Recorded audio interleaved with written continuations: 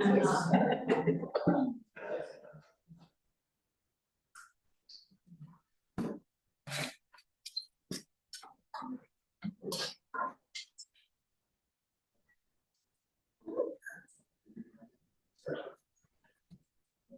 everybody. We're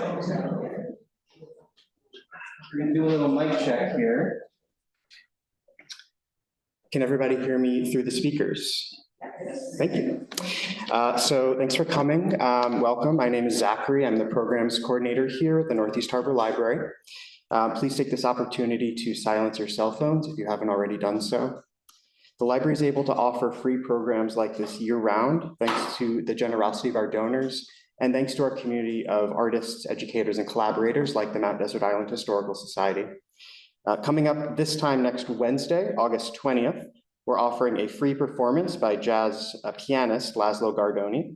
There are only 8 seats left and registration is required. So if you would like to sign up for that, you can see me after the presentation today.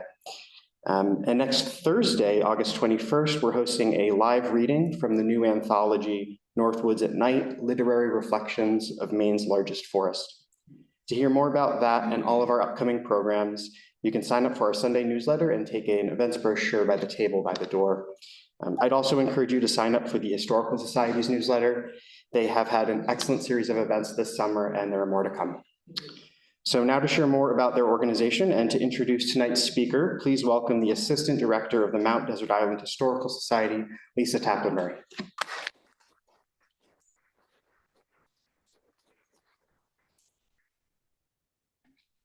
Good evening. I am Lisa Murray. I'm the Assistant Director and the Program Coordinator at the MDI Historical Society. Move this down just a little bit. And thank you for coming out tonight, and thanks, Zach, and thank you to the Northeast Harbor Library, who has been our collaborator in our many of our summer programs this summer. We have a lot more left, and we have several flyers in the back you're welcome to pick up, and you can also check out mdihistory.org for more information. However, I would like to personally invite you to our next event, which is on Thursday at the Neighborhood House. It's our annual meeting. It's a very short meeting, but it will be followed by a free community potluck and a performance by a historic ensemble from Boston called Lyrical, and it should be a really fun night. So that's at 5 o'clock on next Thursday, the 21st, at the Neighborhood House. So each summer, we highlight the authors who have contributed to our annual history journal, Chebacco. I'm sure many of you are familiar with it. We do have copies of it in the back if you're interested in looking at some of the editions from the past 3 years. This award-winning publication is one of the perks of membership and features articles inspired by a theme. This year, 13 authors wrote on the theme of the art of nourishment, with still life photographs composed by Jennifer Boer. It's an exceptional issue. We've had unbelievable feedback on it, and we've had such intriguing, in-depth programming from those articles this year. And I encourage you to also check out a copy at this library. We have copies for sale at the schoolhouse and at the Stomesville Museum. Or you can become a member and get one every year. Next year's theme is civic democracy, and it's inspired by the 250th anniversary of the signing of the Declaration of Independence. Tonight, I am pleased to welcome back Anna Durand, discussing her 2025 Chebacco article, Baked Beans, Brown Bread, Ackee, and Saltfish, Mount Desert Island's 19th century foodways in trade with the slavery-based West Indies. Mount Desert Island's early colonial settlers relied on Caribbean slavery for everyday pantry ingredients, including molasses, coffee, sugar, and rum. Local schooners traded wood products and dried cod for these tropical treats, used in everything from flavoring medicines in gingerbread to hot drinks and cured ham. Resistance to the brutality of enslavement was widespread and constant across the West Indies, even as the goods made there brought wealth and a higher standard of living to the colonists here. Historical newspapers, local store ledgers, and colonial recipes all help us trace the culinary connections between Mount Desert Island and the West Indies. Anna Durand has lived in Bar Harbor for 42 years. Her fascination with MDI history began when she worked at the Hulls Cove General Store in the late 80s, listening to the old timers tell their stories at the lunch counter. She is an innkeeper, a map fanatic, and a member of Atlantic Black Box, an organization of scholars and community historians dedicated to researching and reckoning with New England's role in colonization, the slave trade, and the global slavery economy, while recentering the stories of its historically marginalized groups. So please welcome Anna Durand.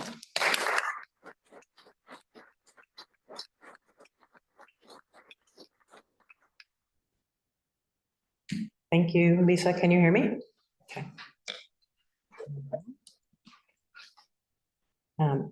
Public speaking is hard for me, so I will read. But I'm hoping we'll have time for questions and discussion afterwards.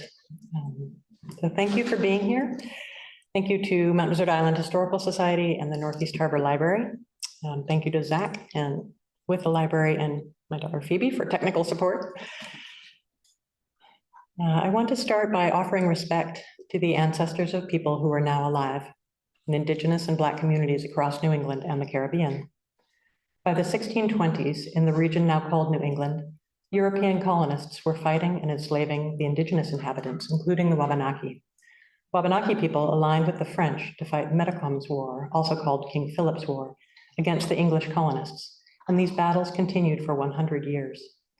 In 1638, Massachusetts sea captain William Pierce returned from a slave trading voyage to the West Indies, exchanging indigenous Pequot people captured in the war for Africans to continue their bondage in Boston.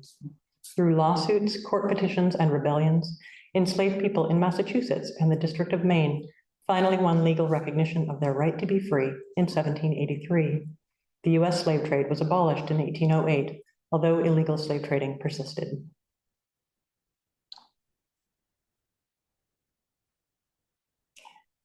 This is Bar Harbor's iconic Civil War monument, dedicated in memory of Eden's sons.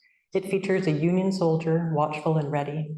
He reminds us of Maine's abolitionist history, of Maine men dying to end the original sin of American slavery. A few feet away stand tributes to Eden's other sons, sea captains and sailors, many of their graves marked with the indisputable symbols of seafaring, an anchor or a square-rigged sailing vessel lapped by waves. The sea captains and sailors buried here represent the most important economic activities in the early days of Maine statehood: shipbuilding, shipping, and fishing. In contrast to the rocky soils, Maine's ocean offered abundance to its shoreline inhabitants and sometimes real wealth. Ingenuity, hard work, bravery, and entrepreneurship are how we collectively remember the shipbuilders and sea captains. The trade goods they shipped were similarly produced by a squadron of hardy Mainers: ship's masts, barrel staves, dried fish, ice, butter. But what do we know about the products they brought back? In an era of blooming consumer demand, the seafaring men, and occasionally their wives, traded primarily for the delicious addictive products of the West Indies: sugar, molasses, rum, and coffee.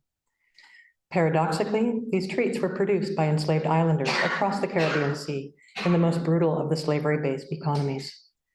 The average lifespan of an enslaved person brought to the Sugar Islands was 7 years due to dismal living conditions, grinding hard work, and an ethos of brutality by plantation owners on islands in which the white population were easily outnumbered by the enslaved. The grim mortality levels required a constant flow of Africans to replace the dying. Side by side with cotton and tobacco, slavery-produced sugar, molasses, and rum drove the original triangle trade of enslavement to the Americas. Over 90% of the 12.5 million Africans forced into the Middle Passage arrived not in this country, but in the West Indies islands and South America. New England thrived as our use of enslaved labor was offshored to the West Indies, South America, and the American South.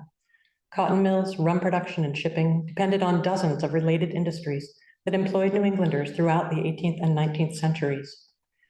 From lumber cutting and milling, iron working, sail making, ship joinery, barrel making, stave and shingle cutting, carding and dock working, tool making and maintenance, cotton milling, weaving, fulling, spindle production, factory building and making nails and bricks, to grist milling, fishing, farming, dairying, and ice harvesting, to retail sales, tavern keeping, banking, insurance, and accounting. Maine's colonial economy was entirely interwoven with enslavement in other lands. Seafaring was the interface.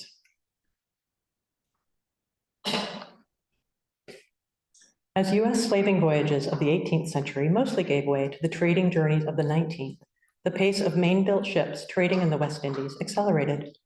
In The Maritime History of Maine, 3 Centuries of Shipbuilding and Seafaring, author William Rowe describes the development of the trade.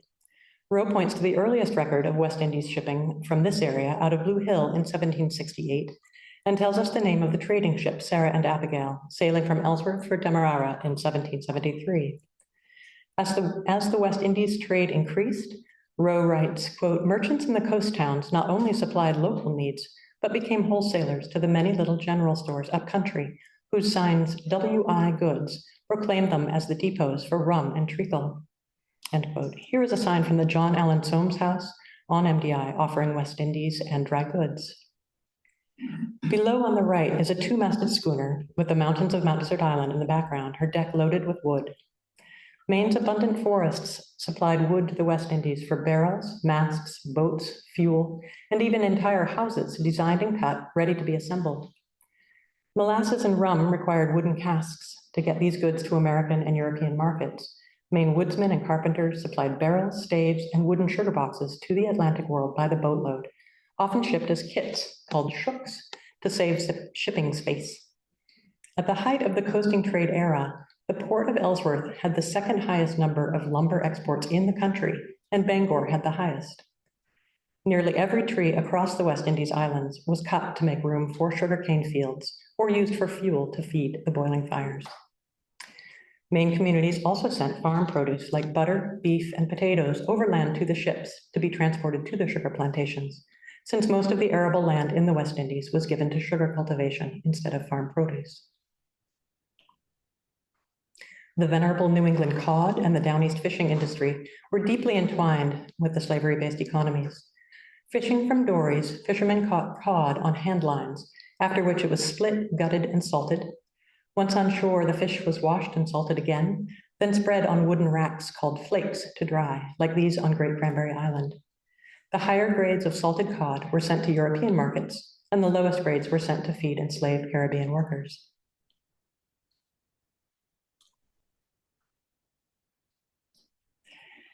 The U.S. Customs Service was established in 1789. Its work included registering and licensing ships, collecting duties on imported goods, enforcing maritime trade regulations, and maintaining statistical records. The Frenchman's Bay Customs District was one of the 14 original districts in what became the state of Maine. In 1834, Ellsworth became the headquarters port. Southwest Harbor and Sullivan were both official delivery ports beginning in 1835. Some of the carefully handwritten records from the custom houses still exist, both at the Penobscot Marine Museum in Searsport and at the National Archive and Record Administration in Waltham, Mass. Some records, which had been transferred to Portland, were destroyed in the Great Portland Fire on July 4th, 1866. Despite, or perhaps because of protectionist tariffs and regulations governing international trade, smuggling was widespread. This is a form from the Frenchman's Bay Customs House. It shows the number and value in dollars of pine boards, sugar box shooks, and shingles shipped through the Frenchman's Bay Customs District for the last 3 months of 1863, heading for ports in Cuba and Buenos Aires. Ships from this district sent 24,329 sugar box shooks to Cuba in those 3 months alone. Ships engaged in the fishing and the coasting trades were registered under separate licenses. Here is, on your left, is the 1849 enrollment in the district of the schooner Barcelona of Eden by Zacchaeus Cousins and Leonard Thomas. Importantly, the Customs Service paid allowances to fishermen in the form of bounties for cod, which subsidized and supported the cod fishery. On the right, we see cod bounties paid to the schooners Iona of Surrey, Inspector of Sullivan, the J. Coolidge of Trenton, and the John and George of Eden in 1835. Ship owners and fishermen also purchased bonds through the customs collector to withdraw and deposit imported salt, which was used to dry their fish. This is a salt bond for the schooner Leon Star of Ellsworth.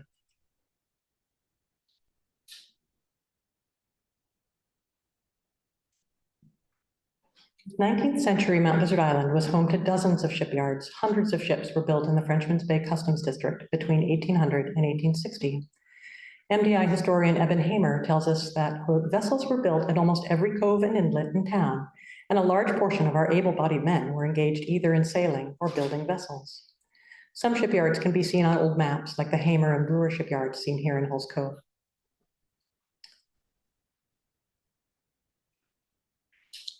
Maritime historian Robert Appleby gives us the name of hundreds of ships built in the Frenchman's Bay Customs District during these years.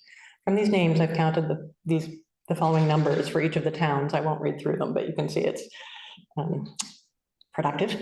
Approximately 685 ships were built in this district between 1800 and 1860. Added to this number, every cove and inlet along the coast, as well as the large shipbuilding towns like Bath, Portland, York, and Kittery, Maine produced approximately 9,000 vessels during the first half of the 19th century. Here we see a detailed description of a ship commissioned in the Frenchman's Bay District in 1866. In the earliest years of coastal shipbuilding, it was common for a single owner or family to take on the task of designing and building a vessel. But by 1820 and beyond, ships typically had multiple owner investors to share the risks and profits of their voyages.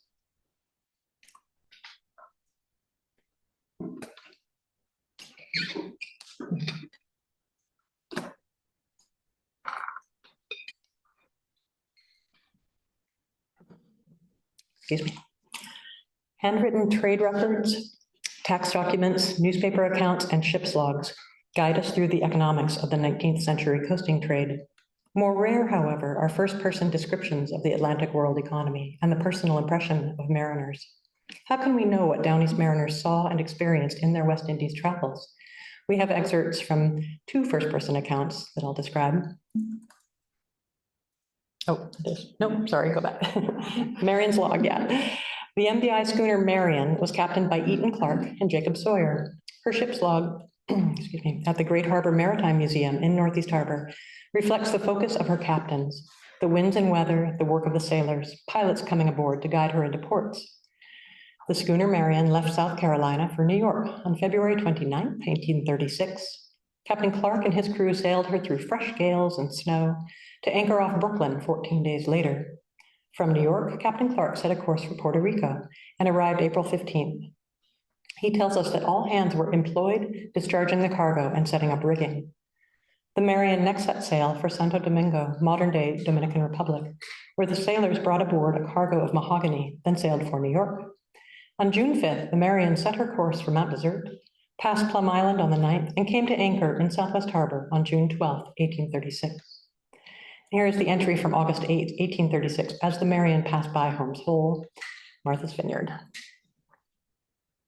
The ship's log, quill written in ink, takes careful note of the direction of the winds and the changes of sails.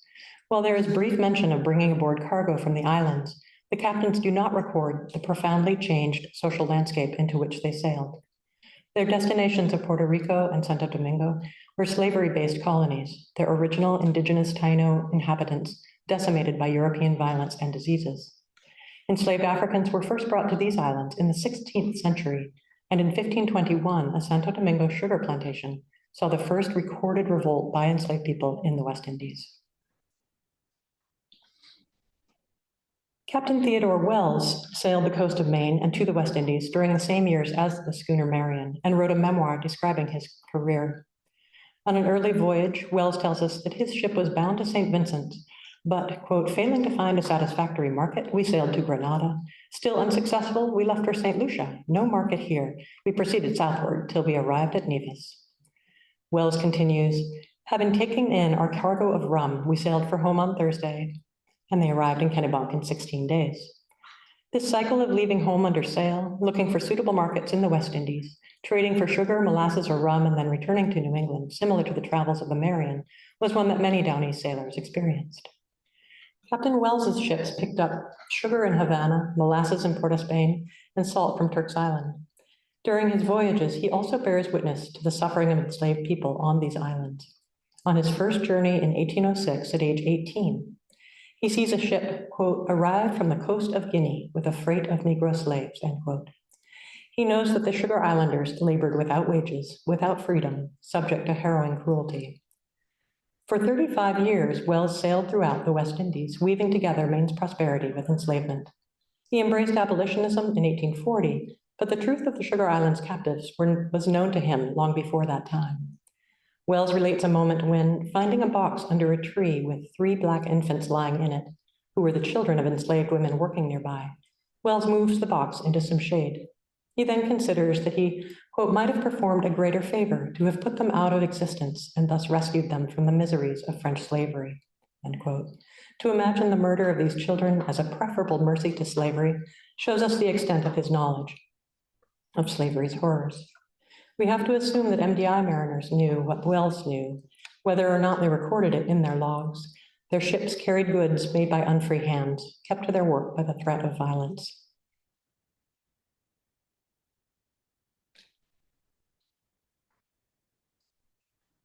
Archival newspaper columns called the shipping news or marine lists from the port cities of New York, Boston, and Portland allow us to follow local ships through the Caribbean during the early 19th century. Many vessels of this era had similar names, so I've chosen to focus on some with recognizable names from MDI. Eben Hamer and Ralph Stanley both point to the Hazard as one of the earliest ships constructed in Eden, later Bar Harbor, in 1809. She was a schooner of 90 tons owned by Samuel Hadlock. The March 26, 1816 edition of the Portland Gazette on the left lists some of the ships cleared through the customs house in Portland that month, including the schooner Hazard heading home to Mount Desert.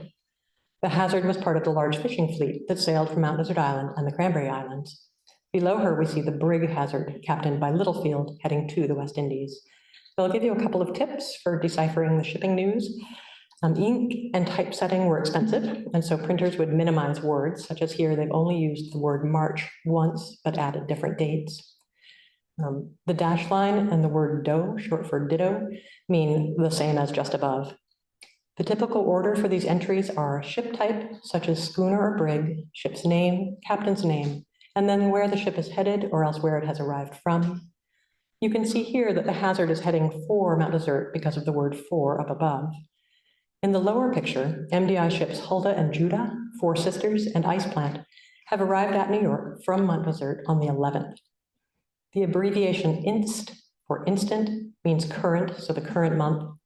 You will also see ULT, short for ultimo, which means the previous month. Another typical entry is the word spoken, which means that a ship's captain spoke to another ship's captain while in port, which was one way that investors and family at home could keep track of ships and crew members abroad. Ships from Frenchman's Bay frequented the harbors of Cuba, Jamaica, Haiti, Turks Island, Curacao, Trinidad, Guadeloupe, Antigua, Martinique, and Barbados, as well as many other ports, often stopping in more than one port to make an advantageous trade. We'll look at some shipping news entries for several MDI ships and the Caribbean destinations, with some historical context for the islands they visited. Here we see the brig Nestor, commanded by Captain Sperling of Cranberry Island, arriving in Mobile, Alabama from Jamaica in 1823.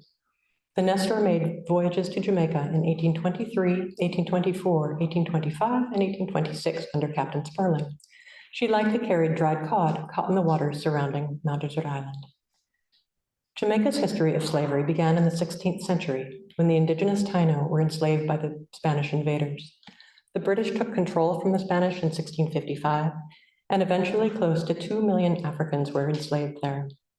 I'm going to read a 1780 description of his cruel treatment by an overseer, dictated by a Jamaican man named Caesar, after Caesar had written to his owner in Scotland to complain of poor treatment.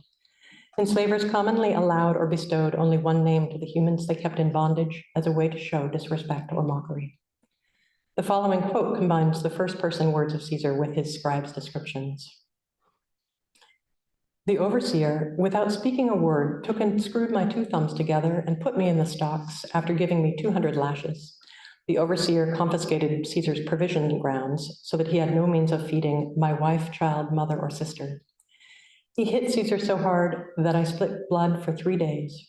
He put him in the stocks, gave him another 200 lashes, and then gave his wife and children 300 lashes each for giving him food.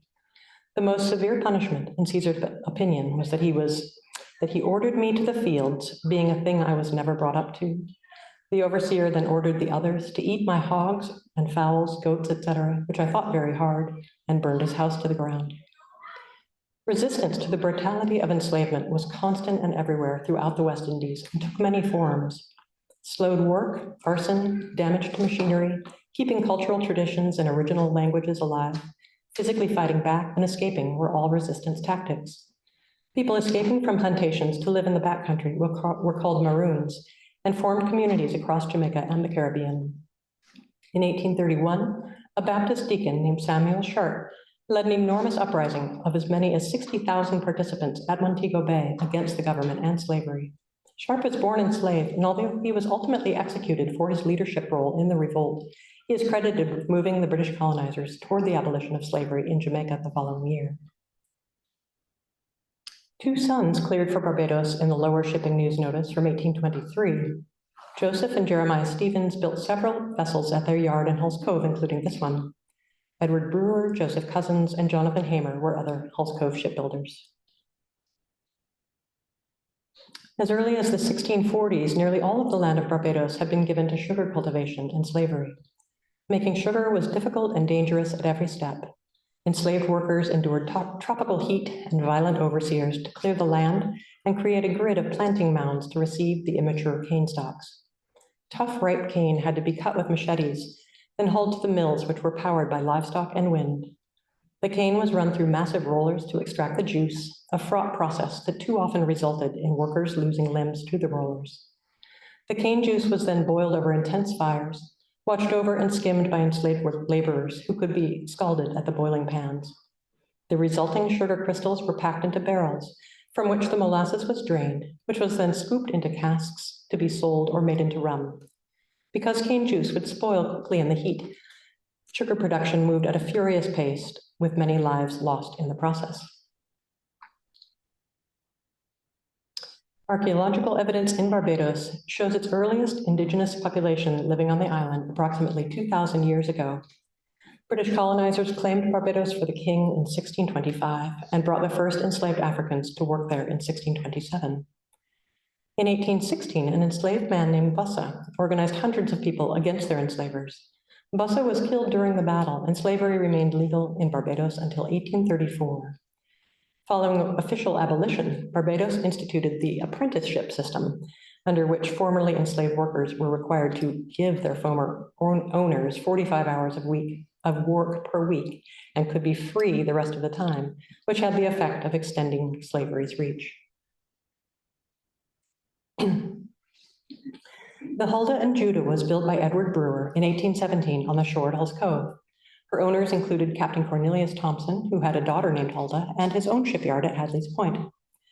The Huldah and Judah made many voyages between MDI and the West Indies, including this trip back from Trinidad, announced on February 3, 1824. Trinidad received approximately 44,000 enslaved Africans during the Triangle Trade era, and sugar was its primary export. A well-organized rebellion in 1837 ended when its leader, a man named Daga, was executed by firing squad. Nearby Tobago also experienced numerous revolts by enslaved people who produced sugar, cotton, coffee, and cocoa. The schooner Cashier arrived at Wilmington from Ackee, Haiti on March 19, 1822. Cashier had been built at Eden in 1820 and was owned by Samuel and Benjamin Sperling and Nathan Clark, all heroes of the Battle of Norwood's Cove. Originally populated by indigenous Taino people, Haiti began its colonial era under the French as Saint-Domingue, which was home to the largest population of enslaved Africans in the Caribbean. Following a massive and successful revolt in 1804, Haiti gained independence from France. However, in 1825, French warships delivered a demand for 150 million francs in reparations to its former slaveholding plantation owners. The ensuing payments to France and to US creditors, including the early version of Citibank, have resulted in Haiti's continued economic crisis. The Volta, built on Thompson's Island by William Thompson, sailed from St. Thomas to Curacao on September 4th, 1833. Originally inhabited by the Saboni, Kalinago, and Taino indigenous people, St. Thomas was forcibly seized as a Danish colony, where slavery was legal from 1672 until 1848. Slave trading as well as sugar production occurred in the Danish Virgin Islands. Resistance among the enslaved people here included marooning, escaping from the plantations and living in the tropical forests. Slavery was abolished in St. Thomas following a successful revolt by enslaved people in 1847. Primarily a slave trading port rather than a sugar producer, Curacao experienced a month-long slave revolt in 1795, led by an enslaved man named Tula. Slavery was legal in Curacao until 1863. The Pilgrim sailed for Turks Island in 1824. Pilgrim was built in Hulls Cove by the Stevens brothers in 1819. Besides sugar and its derivatives, salt was an important commodity in the West Indies trade. Downey's fishermen needed a huge amount of salt for the cod fishing industry to cure and dry their catch, and Turks Island was the primary producer of salt in the West Indies. Following colonization and the collapse of the Lucayan indigenous community on the Turks and Caicos Islands, the English brought enslaved Africans to work in the salt industry. We can learn from the autobiography of Mary Prince, a once enslaved woman from Turks Island, about her daily life in the salt works. She says, "Our feet and legs from standing in the salt water for so many hours soon became full of dreadful boils, which eat down in some cases to the very bone, afflicting the sufferers with great torment. We came home at 12, ate our corn soup as fast as we could, and went back to our employment till dark at night. We then shoveled up the salt in large heaps and went down to the sea where we washed the pickle from our limbs and cleaned the barrows and shovels from the salt.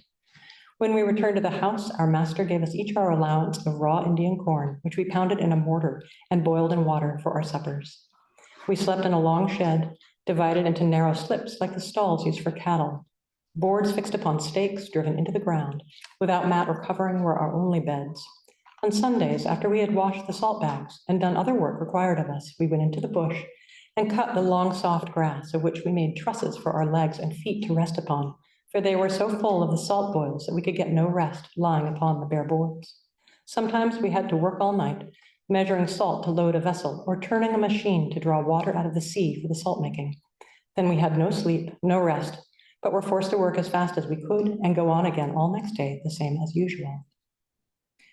Taken to London by her fifth owner, Mary Prince liberated herself by researching her status as a free woman in England and courageously left her bondage. In the lower image, we see the schooner Tamworth, built at Eden, leaving Matanzas, Cuba.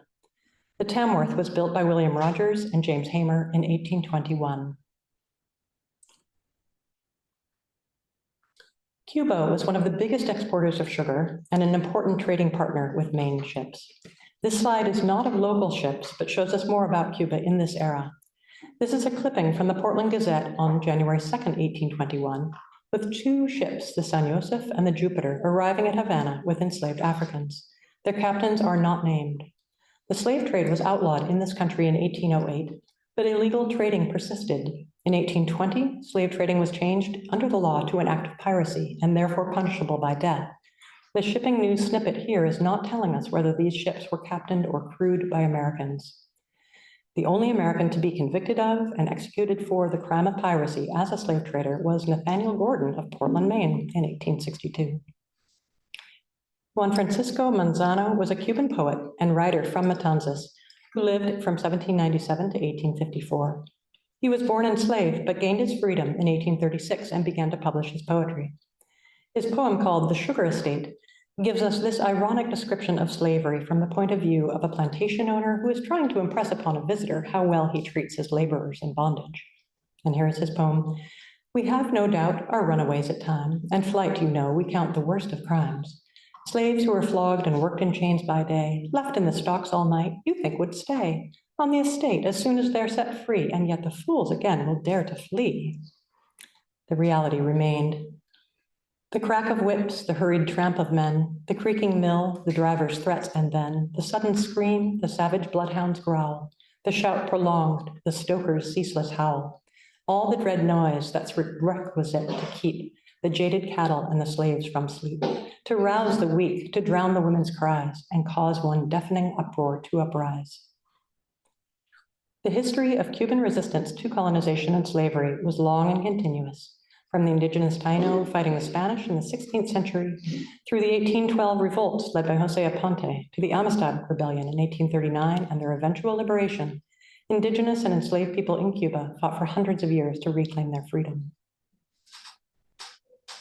Here is an 1871 receipt for delivery of 100 boxes of sugar in New York from Cuba by Captain Maltaya J. Richardson of Mount Desert Island, who famously sailed with his wife, Carrie. Slavery was legal in Cuba until 1886.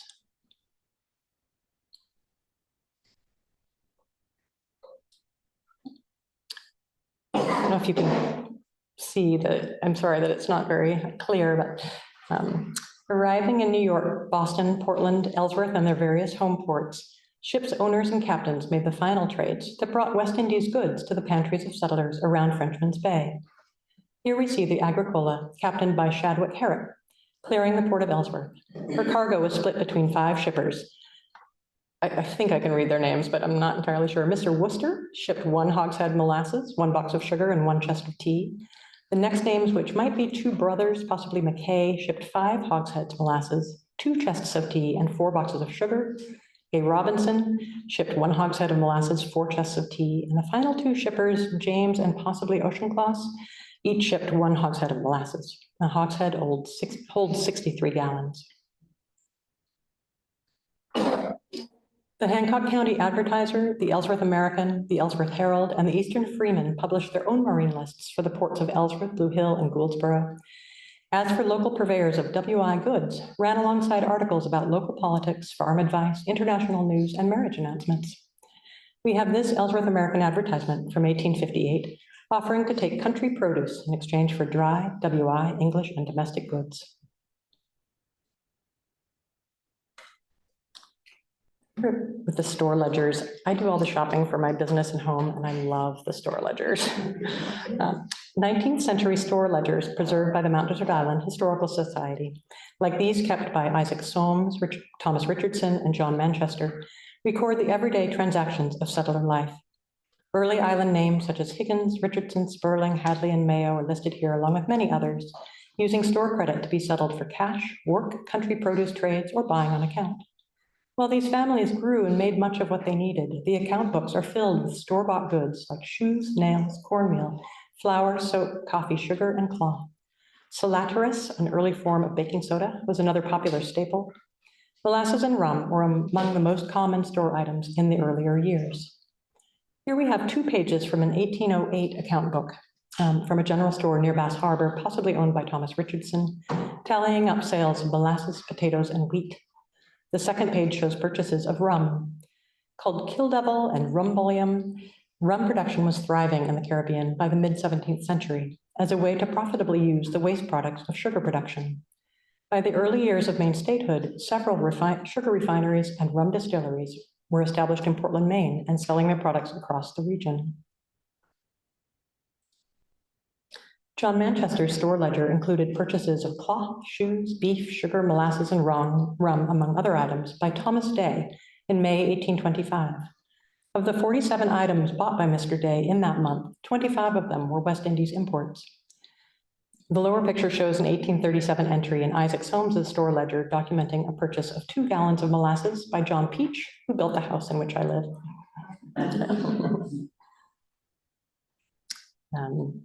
On the top left are the various sizes of casks and barrels used in the 19th century to transport molasses, rum, and sometimes sugar. On the right is a colonial molasses jug, and below is a commercially produced New England rum bottle. Molasses appears on almost every page of the 1837 ledger, a testament to its place in the kitchens and pantries of 19th century MDI residents. Sugar and molasses were used to make a variety of drinks, notably rum. Molasses was combined with boiled down cane juice and yeast, fermented in the heat, then distilled into rum and stored in casks. Here is the Mount Desert Tavern, also known as Mount Desert House in Soamesville, seen from the water behind the schooner. Taverns across New England used rum, sugar, and molasses in a variety of drinks. Molasses was mixed with water, beer, and with rum itself to make a drink called blackstrap. Another drink concocted of beer, molasses, and breadcrumbs served hot was aptly named Whistlebelly Vengeance. Really imagine that. Other drinks of the era included Stonewall, made with cider and rum, and Bellows Top, a concoction of beer sweetened with either sugar, molasses, or dried pumpkin, then heated with a hot iron to which was added a raw egg. Hot toddies made with rum and butter, and Flip, which was beer, sweetener, and rum, were also heated using a hot iron tool, purpose-made for heating drinks. The Mount Desert Island Historical Society has a drink heater in their collection, and I thought I might have it here today, and I don't have it, but you can look in the History Trust has a picture of it. Sugar and molasses were also used by MDI colonial families to preserve their harvest as jams, pickles, and medicinals. One unusual recipe for spring root beer, published in the Ellsworth American on June 25th, 1858, called for molasses and yeast to be added to extracts of yellow dock, dandelion, sarsaparilla, sassafras, hops, and boneset. Pies and custards, baked beans, brown bread, Indian pudding, cured ham, mincemeat, and many other staples of New England foodways relied on molasses. And yet it was never truly local. Dr. Marian Menson points out that, quote, molasses remains in the modern imagination a foundational ingredient in colonial cuisine, a rustic traditional element of diet. In fact, it was a tropical import unknown before the 17th century, and New Englanders' rapid cultural adaptation to it contributed to the region's dependence on the West Indies and the continued strength of the sugar industry. On the left are 4 recipes for gingerbread from a cookery book by Amelia Simmons, published in 1796. Her baked goods used pearl ash for leavening rather than later salaturous, which was made kind of like making soap with lye. You boiled fireplace ashes with water, and then the resulting crust was a leavener. Simmons' cookbook gave recipes for watermelon rind pickle, marmalade, and whole preserved mulberries, all of which required many pounds of sugar. On the right are 2 recipes from a book with the fabulous title, The New England Cookbook, or Young Housekeeper's Guide, being a collection of the most valuable receipts, embracing all the various branches of cookery, and written in a minute and methodical manner, also an appendix containing a collection of miscellaneous receipts relative to housewifery. Technically, the author is unnamed. It was published by Hezekiah Howe and Company in 1836. It included dozens of recipes using sugar, molasses, and West Indies spices, such as ginger. In addition to the recipes for sweets, there are recipes for lip salve, alabaster cement, indelible ink, and wine whey, which was boiled milk to which you added boiling wine, and then sweetened to taste with sugar. Here is their recipe for gingerbread, which is what I have made some gingerbread in the basket, so please help yourselves. She says that I thought it would be sort of a brick because all it has is, molasses, flour, butter, some baking soda, which is the equivalent of salaturous, and that's really it. And she says it's going to be light like sponge cake, and it is not nearly as bad as I expected it to be. And ginger. I also love this recipe for diet bread, which called for a pound of flour, a pound of sugar, and 8 eggs well beaten, flavored with rose water. Okay, next one. The workmanship of this 19th century spice storage box from a home in Tremont gives us an idea of how precious to the colonists were the spices from the West Indies and across the globe. It held cinnamon, nutmeg, cloves, ginger, allspice, and mace. And while we have printed recipe books and handwritten ship's logs, handwritten recipes are far more rare. The recipes on the right are for lemon pudding, chocolate cake, and pudding sauce. They're from the Black family in Ellsworth, carefully preserved by the Woodlawn Museum. West Indies sugar, lemons, and chocolate may have been brought to Ellsworth on the schooner Fame, one of several ships owned by Colonel John Black. This recipe for pumpkin pie is from Mrs. Gardner's 1763 cookbook, published in Hollowell. She requires good, clean sugar. And good, clean sugar was primarily to be had by the international trade in slavery-produced goods, and not everyone thought that sugar was good or clean.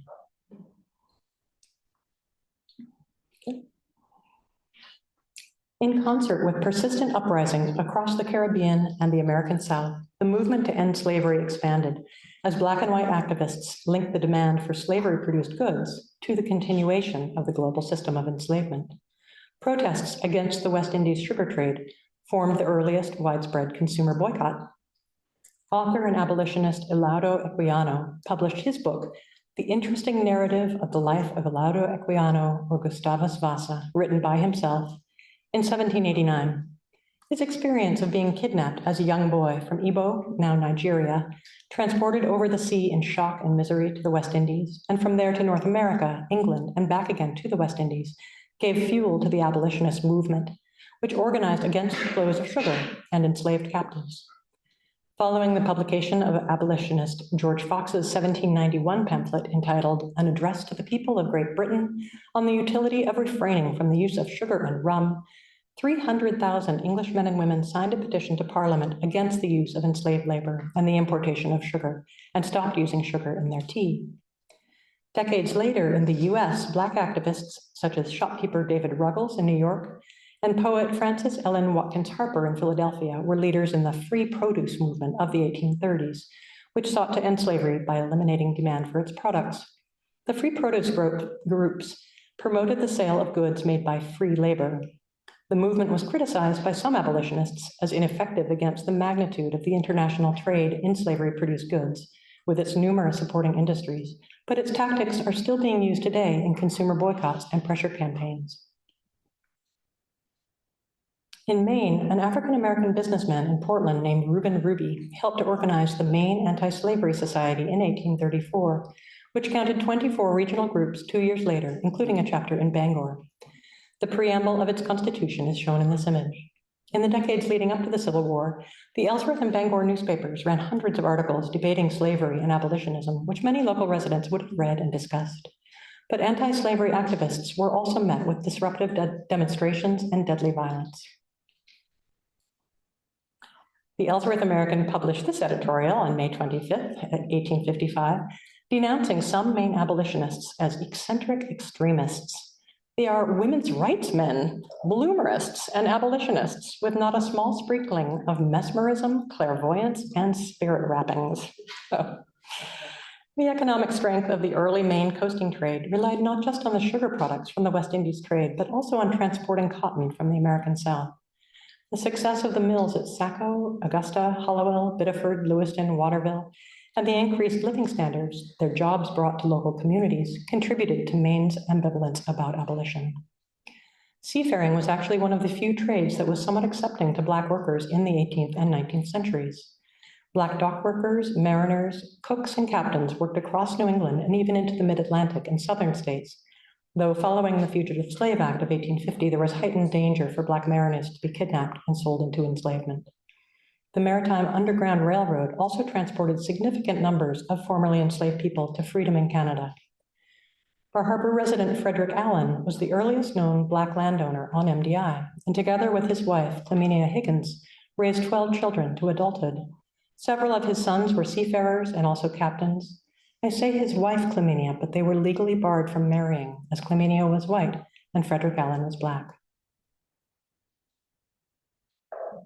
So why sugar?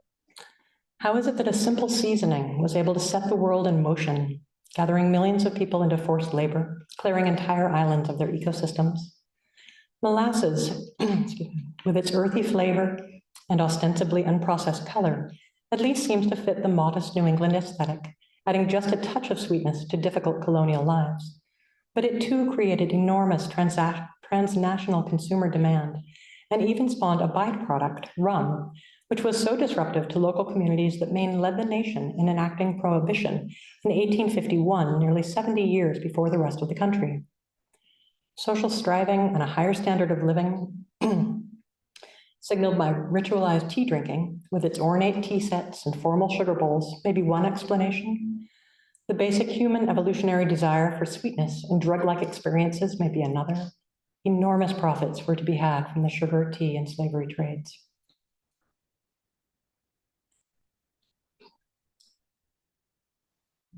Nineteenth century Mount Desert and Eden tax records show a steady increase in taxable property across the rising population. One significant increase was in the number of residents, men and women, who owned shares in the many vessels built for the coasting trade.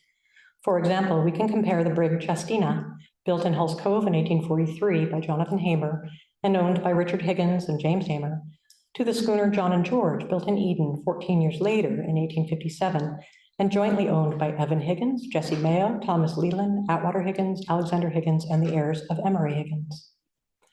By mid-century, island residents were enjoying sledding, skating, games, sewing circles, and church socials as their incomes rose with the coasting tide and their time was freed up from just getting by.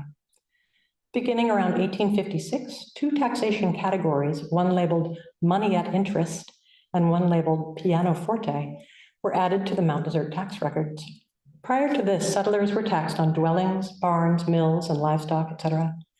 As coasting brought purchasing power to local residents, so too increased the desire and ability to buy what were up until then rare luxury items such as pianos. By 1868, the Mount Desert Island Historical Society we have the sweet handwritten diary entry of an unnamed young woman. She has managed to carve out leisure time with friends. She wrote, "Made molasses candy, had company in the evening, played euchre against Dell and Mrs. Hamer, and beat." How did local sailors go from exchanging New England cod and lumber for slavery-made molasses to fighting against the South in the US Civil War? As the battles for liberation across the West Indies gradually achieved their goal, the islands and their European colonizers reorganized from colonial economies to capitalism focused on industrial raw materials, fibers, minerals, and other commodities. Sugar prices became unstable, and Maine trade to many of the sugar ports dropped off, slowing the economic boom from shipbuilding and shipping. Abolitionism gained adherents across Maine as speakers, writers, and activists pressed their case against slavery. And as the Civil War started, Eden's sons joined the fight begun by the sons and daughters of the Taino, the Wabanaki, and Pequot, and by the sons and daughters of every African community whose members had been forced into bondage. This is a Soamesville ship, the brig Polly under sail. The chains that form the frame are suggestive of the ship's Caribbean destinations. The caption on the back reads, "Brig Polly of Boston, Captain Abraham Fernald, with livestock for the West Indies, leaving Boston." Legal enslavement in most of the West Indies came to an end during the first half of the 19th century, following fierce battles for liberation. Across the Caribbean, low pay and overwork on sugar plantations and in apprenticeship schemes persisted, despite the legally free status of laborers. In the years just after the Civil War, Maine's prosperity dipped without the cod bounties and from the reduction in the coasting trade. The financial stability of the West Indies islands collapsed as the colonial governments paid reparations to enslavers as their human property was freed, rather than to the formerly enslaved. This choice, as well as the loss of protective tariffs under the British Sugar Act of 1846, and the subsequent flight of many Europeans from the Caribbean islands, left those economies with deep scars. In this country, following emancipation and the Civil War, the age of sail gave way to the era of railroads and steam-powered ships. On Mount Desert Island, the rusticators arrived, and with them, new sources of income for islanders. Numerous local ship owners pivoted from coasting to invest in the hotel and retail trades. 200 years later, dishes featuring the flavors of the coasting trade retain their historic importance, both here in Maine and in the West Indies. Molasses-laden baked beans and brown bread are still eaten on Mount Desert Island in pride of place at bean suppers. Dried fish is still eaten across the Caribbean, featured in Jamaica's beloved national dish of ackee and saltfish. Still, slavery-made rum and molasses remain at the heart of MDI's settler histories. The origin story of MDI colonial settlement, as told by Abraham Soames, is the one in which he acquired his land at the head of Soame Sound from Wabanaki people by trading a gallon of rum for it. This myth history brings into focus not just the genocide and dispossession of Wabanaki people from Mount Desert Island, but the involvement of the West Indies slavery system in that process. Looking back critically at the culinary history of Mount Desert Island requires that we examine the most common ingredients and their provenance. The horrific truth that sugar, molasses, and rum were produced by people held in bondage is part of our MDI story. We need to let the stories that emerge from the West Indies side of this relationship horrify us, make us question what we were taught, and ultimately give us a more complete understanding of a shared history. Our respect for the craft of the shipbuilders and the courage of the sailors is not diminished by this deeper understanding. Here we have the opportunity to discover the bravery and resourcefulness of the enslaved plantation workers, even as we locate their struggles in relationship to the sailors transporting the products they made. The Mount Desert Island Historical Society holds an annual baked bean supper in the cold month of January, a community building fundraiser that lets local baked bean lovers indulge in their homemade favorites. Our yearly celebration of beans baked under a drizzle of molasses, thick with historical meaning, deserves fresh inquiry. I have here some more resources. There's some websites and books. And then the last slide. Modern versions of baked beans, brown bread, ackee, and saltfish. And ackee is the fruit of an evergreen tree that is, you can scramble it like eggs, and it's a very mild flavor, and it was brought to Jamaica originally by enslavers from Africa. And in the Chebacco issue, I appreciate I have recipes for baked beans from Charles Stanhope, brown bread from Sugar Fenton, and ackee and saltfish from Christopher Shelton. Any questions?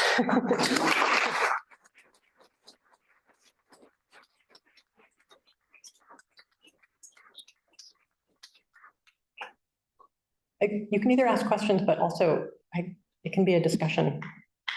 If some of you have insights and thoughts, please speak up. Any questions? I mean, why didn't I think of this before? I know, same. Seriously, we know that rum and molasses and sugar, all right, so they come from the West Indies. We know about the triangle trade. Yeah. But I never put it together at all, ever. I know, I hadn't either. And I was, the way that I got into this research was I was driving back from Halifax with Phoebe one night, blinding snowstorm, and listening to a Zoom by Dr. Kate McMahon, who is part of the Atlantic Black Box. And she was her research is mostly about the illegal slave trade in Maine. And, but she mentioned she has a spreadsheet of ships and captains. So I went to look at her spreadsheet when they got back to town and realized that I recognized some of the ships' names from here, from Evan Hamer's book. And then it was relatively easy to make those connections, but I also hadn't made that connection before. But what is the name of the black box? What's the first one? Atlantic Black Box. Yeah, so that's atlanticblackbox.org. And yeah, it's a great organization. Yeah. Any questions or comments? Yeah. So really interesting in so many ways. So where do you go from here? There's a million threads and rabbit holes that I get really obsessed with. And I'd like to write it as a book, I think, because there's just a lot of sections. And so this was sort of a mashup between an article I had written last year called Eden's Other Sons, which is mostly about captains and seafarers, and then the food issue of Chebacco. So this was sort of a combination, but there are just so many threads. And then the thread that is too big for me to even pull on is all the cotton mills and the spinning mills all over Maine, which also, again, had just not really put that together, which seems silly. But so anyway, I'm a little obsessed with this research, so I would yeah. Have you heard about among the indigenous people what the sweet like food was before sugar and molasses? Yeah, well, maple syrup. I mean, our sugaring technique was originally taught to settlers by indigenous people in New England, and honey, I'm sure, just wild gathered honey. Yeah, and there was during the 1830s in the free produce movement, there were people who were, part of the push was to get people to use maple syrup rather than molasses. Yeah.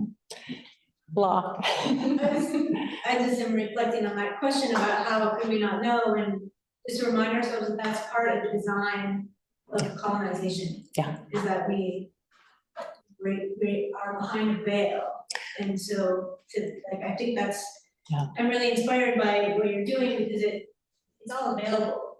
Yeah. And so it's our work now to start finding where we have connection and start finding our rabbit holes. Yeah, thank you. I really agree with that. And it's very similar to, I think, in the sort of lost cause narrative in the South was a conscious, willful change in the narrative. And I think this also was to sort of, hide or just minimize and then ultimately erase this history. But now, if you drive through Searsport has all those fantastic mansions with the widow's walks. And it was like, in my mind, I'm thinking, those ship captains, they just went out to sea, brick wall. I just didn't make the connection to the full circle. But it's the same when I see all the graveyards. Now my kids laugh at me when I'm driving around and I look at the graveyards. I'm like, oh, my boys are in there. Look, there's one of mine. And it's everywhere. Yeah. I think Searsport birthed more sea captains than anybody You're right. in the United States. Yeah, I've read that as well. Yeah. Have you had a chance to form a reaction to how your topic has been treated at the museum in DC? Yeah, I just read that article in the Times this morning, and it just made me deeply sad. So the person that I said, Dr. Kate McMahon, who is with the Atlantic Black Box, and now she's actually the director of the Castine Historical Society. She's just taken over that job. She has worked at the African American Museum of History for quite a while and is an incredible researcher. And I was thinking about her today and wondering what will happen. I think it's tough to say you can't. You just have to erase all this history because the internet, right? It's out. They're not going to take out newspapers.com. They're just not going to. And so I think it does, as Law says, it sort of behooves us to all, look for connections and find ways to bring them out. Sedge Online says, I believe honey was brought by colonists, bees regarded by indigenous people as, quote, white man's flies. I was wondering if you've run into anything. Thank you. I don't know that at all. Okay. Yeah, thank you for that. And I had a question for myself. Yeah. So once you decide to start following one of these threads, how are you starting your research, and what resources did you find were really rich for you? Okay.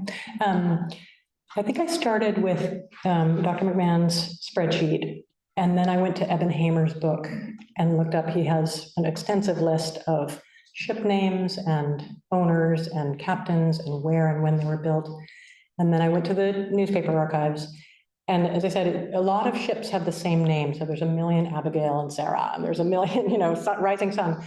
But the Huldah and Judah is with the Captain Stevens, that is our ship here. So I'm trying to sort of find each of those. If I was a better person and maybe a younger person, I would have a spreadsheet, but maybe that will be a thing in the future. And then I think too,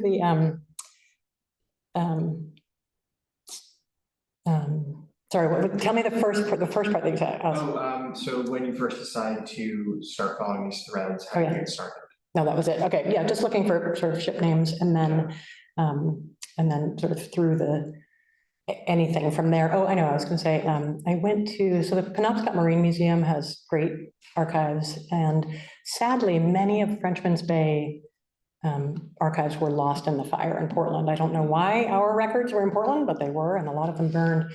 But I went down to NARA in Waltham, Mass, which it might be, I don't know, maybe that entry point will be diminished in the future.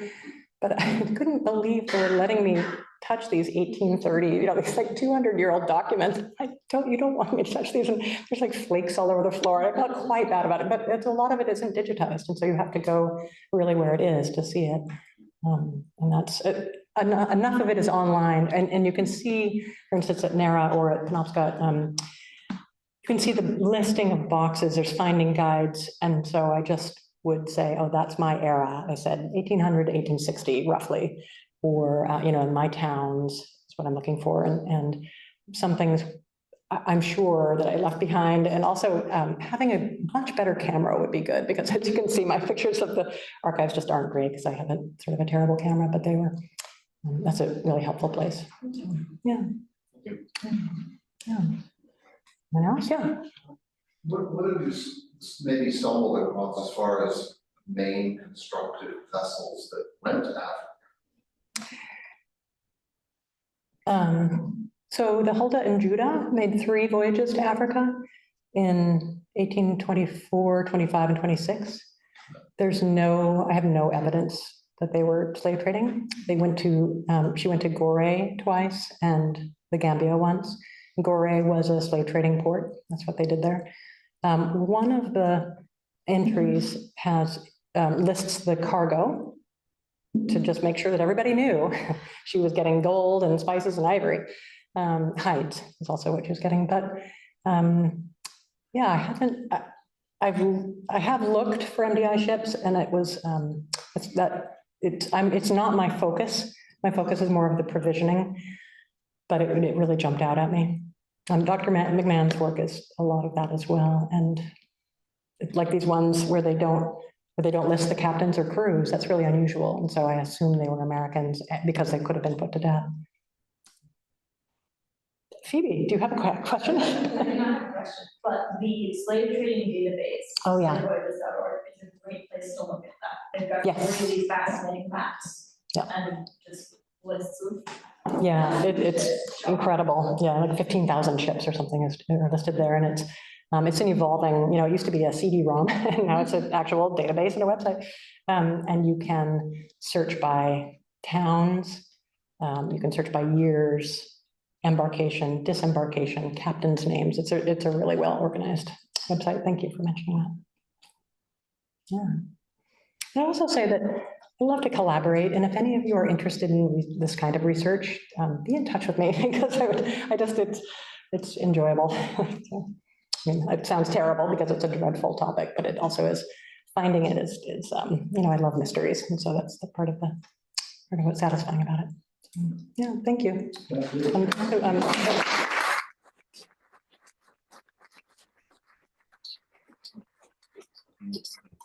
Help yourself to gingerbread on the way out. It's a little dry. It could use some hard sauce. If it was my great aunt Eleanor's, it would have like brandy flavored hard sauce, but I just followed her recipe exactly.